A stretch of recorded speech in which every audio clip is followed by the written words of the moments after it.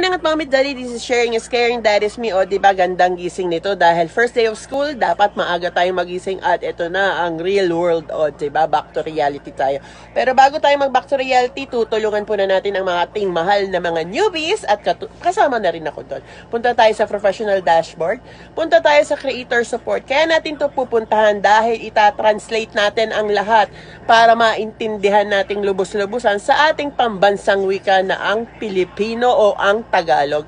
Puntahan natin si monetization, pindutin natin si policy guidelines para malaman natin ang niloloob o nilalaman ng policy guidelines yan sa community standard ni Metalabs o diba? Mas maganda maging proud tayo sa wikang sinilangan natin, kaya pindutin natin ang tatlong guhit na yan at lalabas dyan.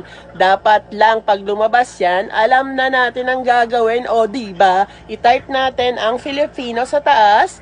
Huwag na tayo mag-scroll, matagal pa yon. Pag-type natin ng Filipino, lalabas siyang Filipino. And then, makikita na natin ang polisiya, ang mga community standards na nakatranslate na sa Filipino.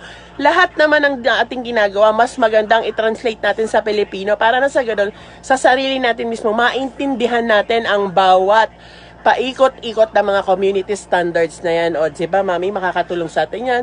Laging tatandaan, sharing is caring, good vibes palagi. Bye-bye!